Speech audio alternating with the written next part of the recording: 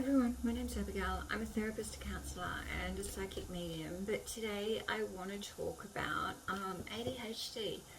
There is so much online, oh my goodness, so much online, and people wanting relief and having a lot of difficulty finding a psychiatrist or someone to diagnose, and then on top of that getting medication.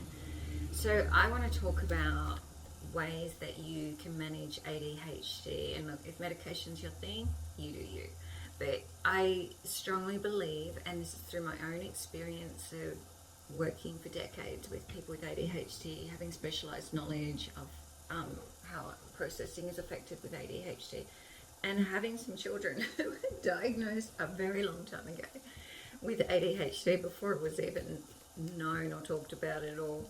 And so I do know quite a bit about it. So one of the things I can tell you that, and people don't talk about this, so it's frustrating to watch. I have yet to meet a person with ADHD or ADD who was diagnosed back in the day who doesn't have some form of processing disorder. So a processing disorder is the way in which you take in information from your senses, so your hearing, your sight, or a language disorder as well. And I've yet to meet a person who doesn't have that as part of their ADHD. And most often people don't even recognize that they have it. If you got a WISC test, a Wechsler's Intelligence Scale test as a child, you might have an idea of where your strengths and your challenges lie. In other words, where you process well and where you don't process so well. So processing is how you take in information. So let me give you a really basic example. So let's say your deficit is in your auditory processing. So if anyone knows different information, please share it with me, but this is my knowledge. There's three parts of your auditory. When you hear something and it goes inside to your brain to be processed, so there's short term, working, and long term.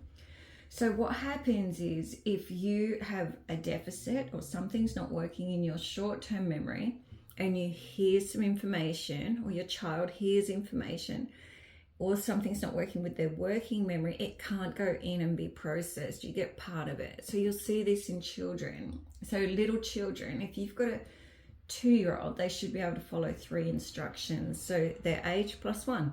So that would be go in the bedroom, open the drawer, and get the red socks. Well, that would be 4 because you might say give them to me, so that's too many. Go in the bedroom, open the drawer, get the red socks. They should be able to do that. What you find is when people have or children have a processing disorder, they'll only hear the last part of it. So they might go find something red or go find a sock that's lying in the lounge room or whatever. They won't be able to hold all the instructions, or there could be another issue going on. They might not be able to sequence. Sequencing is putting in order what you have to do, like baking a cake. It's a set of steps. If you have an issue with processing with sequencing, you can't do that.